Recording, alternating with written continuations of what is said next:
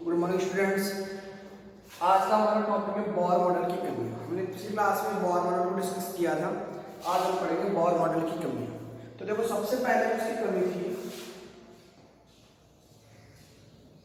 ये हमें केवल भारी तत्वों के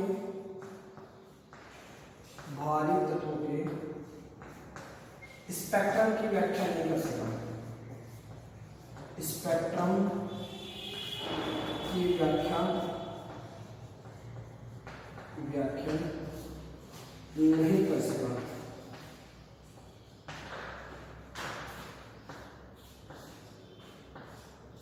क्योंकि हमने देखा था जो है हाइड्रोजन जो स्पेक्ट्रम था उसने केवल हाइड्रोजन के समान जिसमें इलेक्ट्रॉन उपस्थित होते केवल उन्हीं की वो व्याख्या करता था। जैसे Hi+ था, He+ था, Li+2 था या हाइड्रोजन था, इन्हीं की वो व्याख्या करता था जिसमें क्या हो इलेक्ट्रॉन क्या हो 1 इलेक्ट्रॉन हो। लेकिन जैसे भारी तत्व अगर मैं बात करें एग्जाम्पल जैसे हीलियम है, हीलियम के अंदर 2 इलेक्ट्रॉन होते हैं, 2 इलेक्ट्रॉन, ये उसकी भी स्पेक्ट्रम की व्याख्या नहीं कर सका था। ये सबसे बड़ी क्या थी इसकी बोर मॉडल की कमी थी। दूसरा पॉइंट देखो, हाइड्रोजन स्पेक्ट्रम से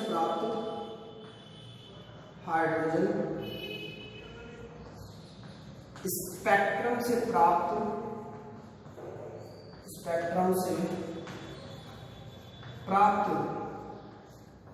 द्विक रेखाओं की व्याख्या नहीं कर सका। द्विक रेखाओं की व्याख्या नहीं कर सका।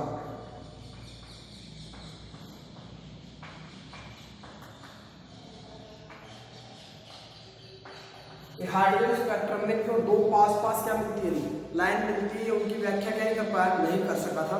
थर्ड पॉइंट में मैं बात करूं चुंबकीय क्षेत्र और विद्युत क्षेत्र। चुंबकीय क्षेत्र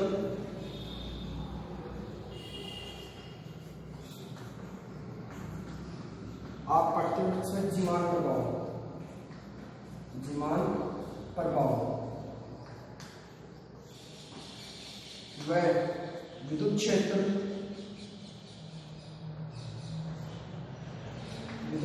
यानी स्टार्क प्रभाव क्षेत्र में स्पेक्ट्रमी रेखाओं के इंपॉर्टेंट की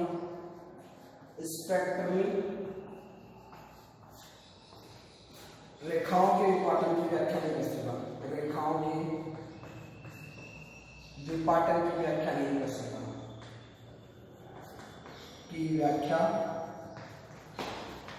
सका किस प्रकार उनमें इंपॉर्टेंट का मतलब होता है, किस प्रकार उनमें अंतर आता है।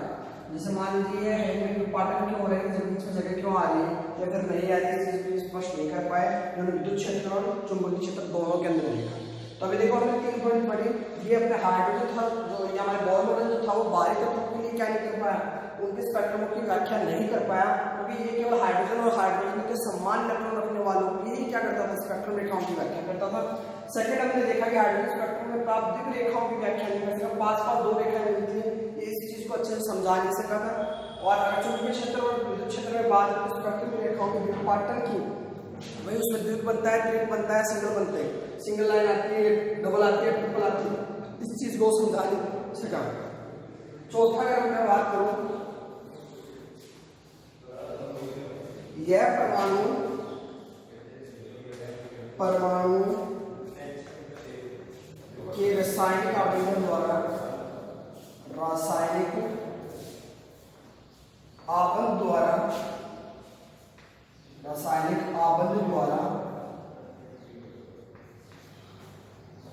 अणु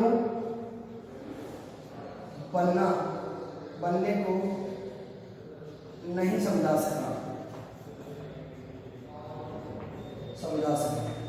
ये देखो, ये थी बहुत लिमिटेड कमियां। जब हम देखते हैं कोई परमाणु होता है, दोनों आपस में मिलकर क्या बनाते हैं, अणु बनाते हैं रासायनिक बंध द्वारा।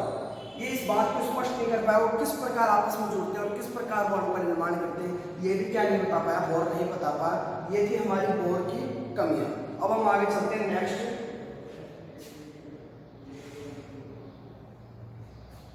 ड्यूअल नेचर ऑफ मैटर, द्रव्य की द्वैत प्रकृति। द्रव्य की द्वैत प्रकृति। आपको 4 तक में से एक चुन के लिए सुनिए, आपकी स्पेक्ट्रम की व्याख्या क्या नहीं कर सकता था, हाइड्रोजन से भारी तत्वों की स्पेक्ट्रम की व्याख्या नहीं कर सका था। चलो क्या कहते हैं, स्पेक्ट्रम में रेखाओं से प्राप्त विपाटन को भी ये नहीं समझा सकता था कि उस स्पेक्ट्रम के अंदर किस प्रकार विपाटन होता है, और क्या नहीं बता सका था, या ऊपर लिख के आपको नहीं समझा सकता। द्रव्य की द्वैत प्रकृति, द्रव्य की द्वैत प्रकृति, द्वैत प्रकृति। अगला टॉपिक है हमारा द्रव्य की द्वैत प्रकृति। देखो द्वैत प्रकृति से मतलब हम पीछे भी पढ़ चुके हैं, या तो उसमें कैसे हो तरंग के गुण हो, या फिर उसमें कैसे हो कण के समान गुण हो। इसका मतलब उस द्रव्य की प्रकृति कैसी है, द्वैत। ये सबसे पहले मैं बताया था डी ब्रोगली ने 1924 में, इसने बताया डी ब्रोगली ने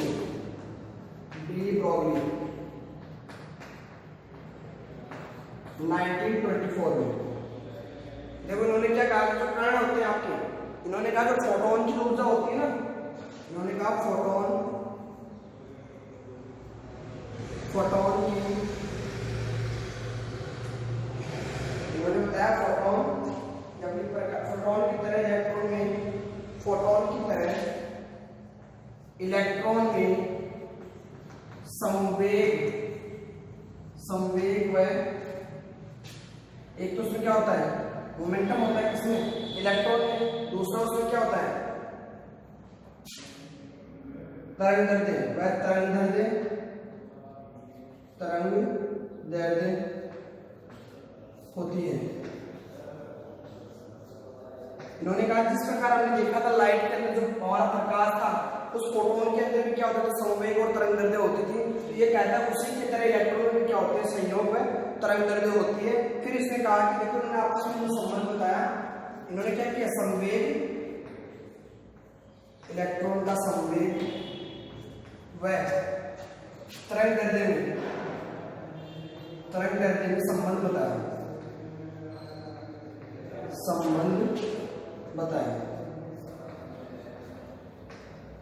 क्या संबंध बताया, लैम्डा h/p, इसको हम लिख सकते हैं h/mv। ये संबंध बताया डी ब्रोगली ने। लैम्डा यहाँ पे क्या है, तरंग दैर्ध्य, जबकि hp क्या है यहाँ पे, संवेग, और h क्या है यहाँ पे, प्लांक नियतांक। तो देखो इन्होंने क्या कहा कि फोटोन के अंदर भी क्या होते हैं, फोटोन की तरह जैसे इलेक्ट्रॉन के अंदर, उस फोटोन के अंदर संवेग और तरंग दैर्ध्य होते हैं, उसी प्रकार इलेक्ट्रॉन में भी क्या होते हैं, संवेग और तरंग दैर्ध्य होती है। इसके बीच में मैंने आपको संबंध बताया जो क्या था, लैम्डा बराबर h/p, उसको हम डिनोट करते हैं h/m/v से। v क्या होता है हमारे पास, वेग, और ये क्या होता है, द्रव्यमान। यहाँ पे इलेक्ट्रॉन की बात करते हैं, इलेक्ट्रॉन का द्रव्यमान। ये बताया मैं डी ब्रोगली ने। अब आगे देखिए आप, एक क्वेश्चन देता हूं आपको, एक क्वेश्चन देखते हैं इसके ऊपर, इस फॉर्मूले के ऊपर एक क्वेश्चन देखते हैं।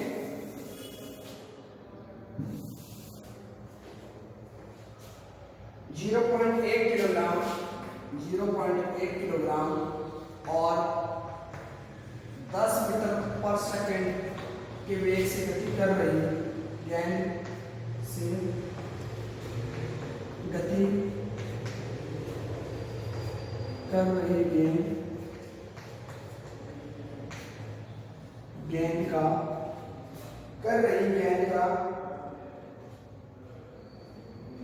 या कि तरंग दैर्ध्य क्या होगी, तरंग दैर्ध्य क्या होगी, ये हमारे पास क्वेश्चन है। अब हम देखेंगे इसको निकालते हैं कैसे।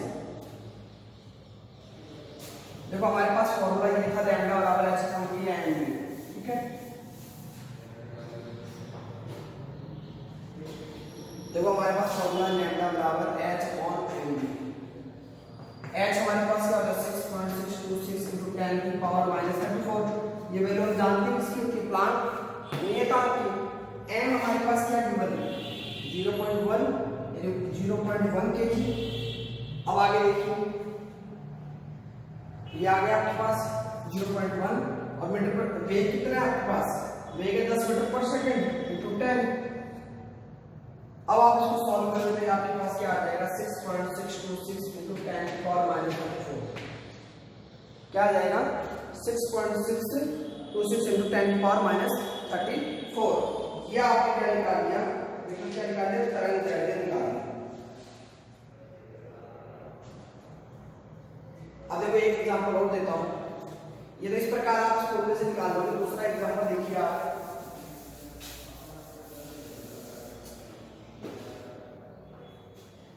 क्वेश्चन इलेक्ट्रॉन का द्रव्यमान आपको दिया गया है, इलेक्ट्रॉन का द्रव्यमान, इलेक्ट्रॉन का द्रव्यमान है वो आपको दिया गया है 9.1 इंटू 9.1 इंटू 10 की पावर 31 kg, ठीक है, माइनस 31 kg। और काइनेटिक एनर्जी आपको दी गई है 3 इंटू 10 की पावर, गतिज ऊर्जा आपको दे रखी है प्रश्न में 3 इंटू 10 की पावर 5 मीटर सेकंड यूनिवर्स या जूल, माइनस 25 जूल। अब आपको कैलकुलेट क्या करना है, वेवलेंथ कैलकुलेट करनी है। क्या कैलकुलेट करना, लैम्डा आपको निकालना है।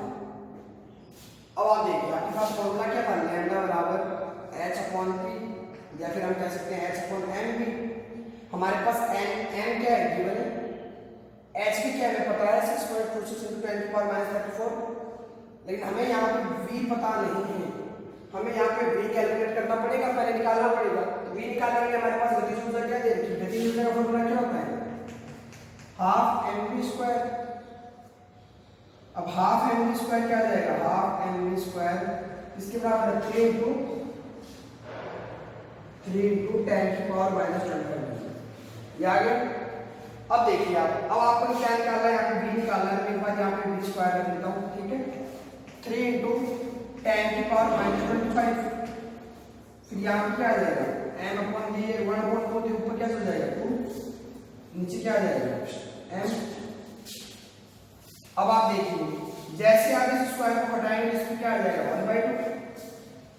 अब m आपको कितना गिवन है 9.1 इंटू 10 की पावर माइनस 31। ये आपको क्या करनी है, इसकी वैल्यू पुट करनी है। तो ये आपके पास आएगा 812 मीटर। वेलोसिटी निकाल लिया आपने v, कितना आ गया 812 मीटर सेकंड यूनिवर्स। अब आप देखिए आपको निकालना क्या, लैम्डा। तो लैम्डा देखिए आप h को डायरेक्ट मान लिख देता हूं 6.626 इंटू 10 की पावर माइनस 34। m लिख देता हूं 9.1 इंटू 10 की पावर माइनस 31। v मेरे पास कितना है 812। तो देखो इसको सॉल्व करूंगा मेरे पास आएगा 896.7 नैनोमीटर, 896.7 नैनोमीटर। ये हमारे पास क्या आ गया, इसकी तरंग दैर्ध्य आ गई।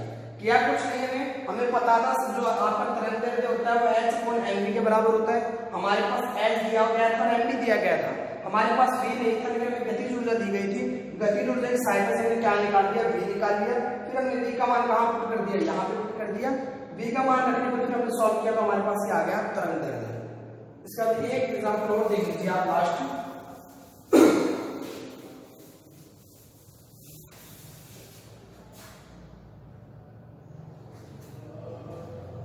3.6 एंगस्ट्रॉम तरंग दैर्ध्य वाली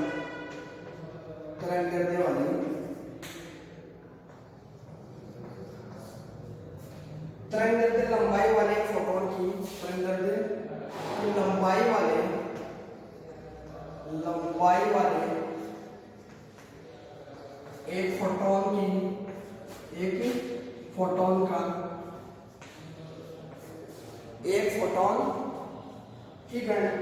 के द्रव्यमान की गणना कीजिए। एक फोटोन के द्रव्यमान की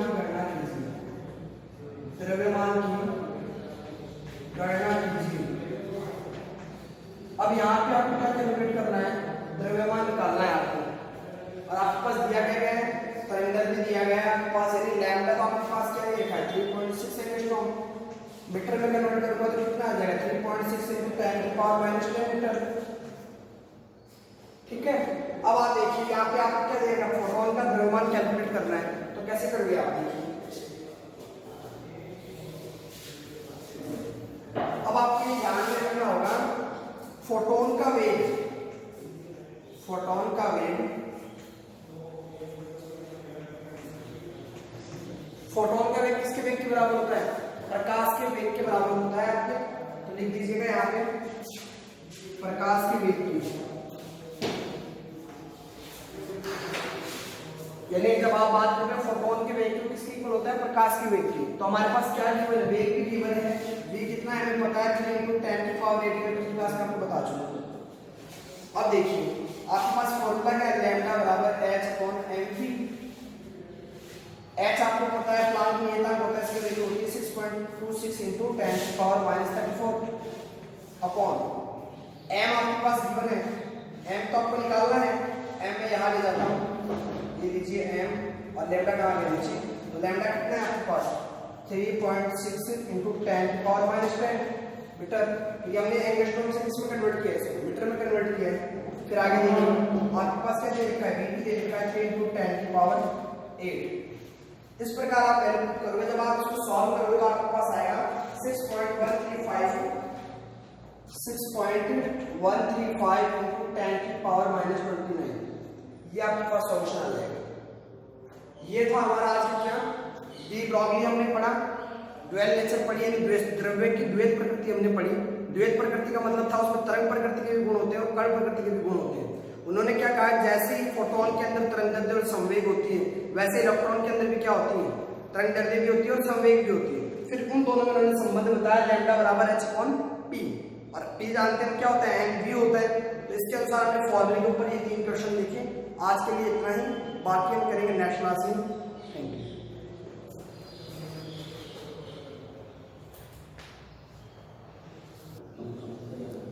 हम एक और कर लेते हैं, अभी हमारे पास 5 मिनट शेष है। आवाज हाइजेनबर्ग का अनिश्चितता का सिद्धांत, हाइजेनबर्ग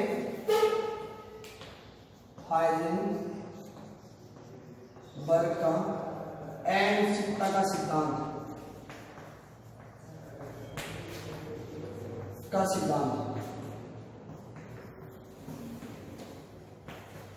देखो सबसे पहले बात करते हैं, सिद्धांत हमें किसने दिया था, वर्नर हाइजेनबर्ग ने दिया था, हाइजेनबर्ग, और वो भी 1927 में। और इस सिद्धांत के लिए इनको 1932 में क्या दिया गया था, नोबेल प्राइज दिया गया था। देखो इन्होंने क्या कहा, इन्होंने कहा इलेक्ट्रॉन की स्थिति और संवेग का हम एक साथ क्या नहीं कर सकते, उनकी एग्जैक्ट स्थिति का पता नहीं लगा सकते। मतलब एक बार अगर हमने स्थिति देख ली तो संवेग का पता नहीं लगा पाएंगे, और संवेग देख लिया तो हम क्या नहीं पता कर सकते, स्थिति पता नहीं कर सकते। तो यह मैं कहूँ हाइजेनबर्ग के अनुसार इलेक्ट्रॉन की सही स्थिति और सही संवेग का एक साथ ज्ञात करना असंभव है। ये किसने बताया हमें, हाइजेनबर्ग के अनिश्चितता सिद्धांत में कहा। इन्होंने क्या कहा, इलेक्ट्रॉन की स्थिति, इलेक्ट्रॉन की सही स्थिति एवं सही संवेग एक साथ ज्ञात करना असंभव है। क्या है, असंभव है। अब देखिए इन्होंने क्या कहा, स्थिति और संवेग में इन्होंने एक समीकरण भी दिया जिसको हम हाइजेनबर्ग का समीकरण बोलते हैं। देखो क्या दिया इन्होंने, delta x into delta px। x क्या है, यहाँ पे स्थिति किसकी, इलेक्ट्रॉन की स्थिति है। px क्या है, यानी जो x आपने कर लिया उसको क्या हो गया, संवेग हो गया। ये क्या होता है, या तो इसकी इक्वल होता है या उससे ज्यादा होता है h/4π से। ये समीकरण किसने दी थी हमें, हाइजेनबर्ग ने दी थी। हम जानते हैं h क्या होता है, प्लांट नियतांक,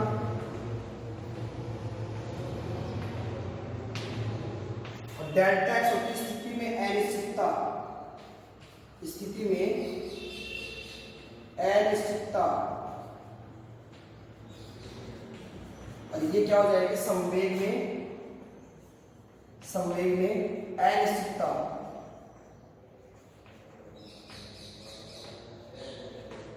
तो देखो फिर से देख लेना एक बार, इन्होंने क्या कहा, इन्होंने कहा इलेक्ट्रॉन की स्थिति का और उसके संवेग का एक साथ आप क्या नहीं कर सकते, उसको याद नहीं कर सकते। यदि आप अगर स्थिति देखते हो तो उसकी स्पीड क्या हो जाएगी, कम हो जाएगी।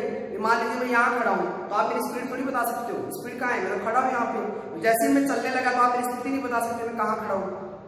तो उसमें एक साथ याद करना क्या नहीं होता, संभव नहीं हो पाता है। तो उन्होंने एक फॉर्मूला दिया था, del X del P X, ये क्या होते हैं, बराबर होंगे या फिर ज्यादा होंगे किससे, h/4 से।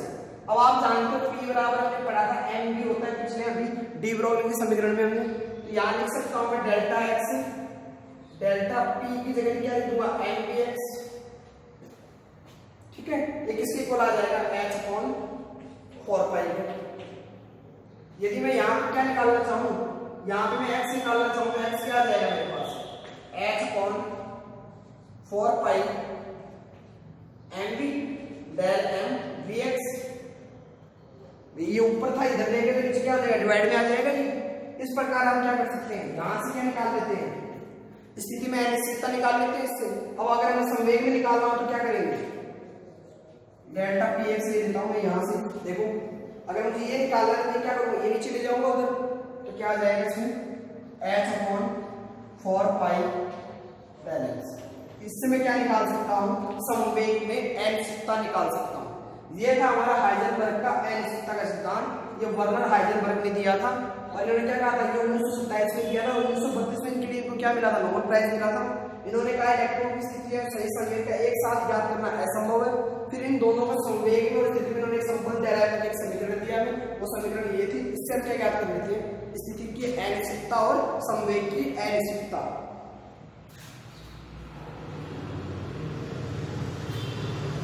अब फॉर्मूले देखते हैं, एक क्वेश्चन करवाता हूं लास्ट आपको, जो आपके एनसीईआरटी में गिवन है।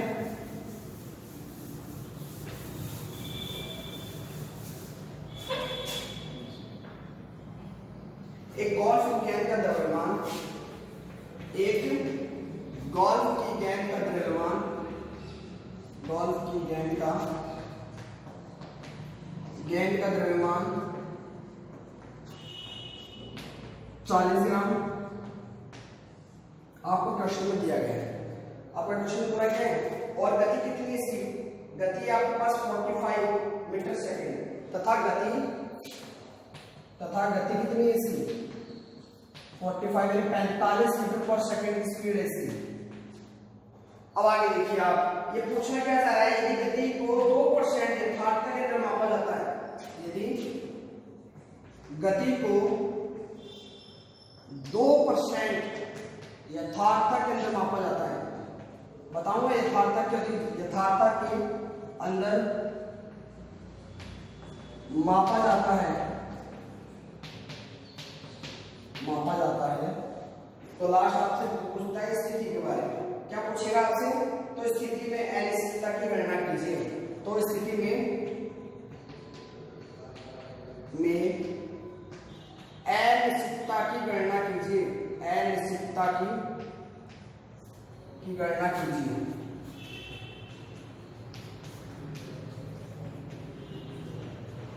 अब देखिए, आपको फॉर्मूला आप सभी को पता था, क्या था, del X del P X. ये क्या होता है, ग्रेटर होता है या फिर कम होता है, बराबर होता है किसके, h/4 की। ये हमारे पास गिवन था। अब हमें निकालना क्या है, यहाँ पे स्थिति की अनिश्चितता। ये क्या निकालना है, डेल एक्स निकालना है। तो डेल एक्स निकालने के लिए देखो क्या होगा, डेल एक्स यहाँ मैं लिख देता हूँ, बराबर लगा देता हूँ, ठीक है, h/4। अब यहाँ पे p को मैं डेल p को mv भी लिख सकता हूँ। p किसके बराबर होता है, mv के बराबर होता है, तो मैंने यहाँ लिख दिया mvx, ठीक है। अब देखिए h का मान आपको पता है 6.626 × 10⁻⁴ होता है, 4 आपको पता ही है, और पाई का मान क्या होता है 3.14। अब आप यहाँ m की बात करोगे तो m कितना आपके पास 40 ग्राम है। अब आप स्पीड देखिए, लेकिन यहाँ पे इसकी गति में क्या होता है, आपको 2% यथार्थता है, मतलब वास्तविक स्पीड उसकी केवल 2% की, उसकी 45 में से। तो इसके में 45 का 2% निकाल देगा कितना आएगा 2 अगर मैं करूँगा तो कितना आ जाएगा 90/100 तो कितना आ गया 0.9 मीटर सेकेंड। कैसे आई था मतलब वास्तविक स्पीड 2% दी है उसकी बताई गई थी 45 जैसे कंपनी आपको कितनी भी स्पीड बताए लेकिन एक्यूरेट स्पीड तो वो नहीं देती, वो चलती उतनी स्पीड बताएगी किस प्रकार का वो एवरेज दे रही है। उसके अकॉर्डिंग हमने देखा है 2% की था तो कितने निकाले 0.9 मीटर पर सेकंड। अब यहाँ पे रख देंगे हम मान क्या इनटू 0.9। अब आप इसको सॉल्व करोगे तो आपके पास आंसर आएगा 0.9 सॉल्व करेंगे 1.48 into 10 की पावर -3 मीटर। लेकिन ध्यान में रखना है यहाँ पे 40 आपको ग्राम में दे रखा है और आप यहाँ मीटर पर सेकंड में कर रहे हो तो किस में कन्वर्ट करोगे किलोग्राम में, तो उसके लिए हम क्या करते हैं 10 की पावर -3 से मल्टीप्लाई कर देते हैं। 10 की पावर -3 से तो क्या देखो 10 into 10 1000 ग्राम होते हैं किलो।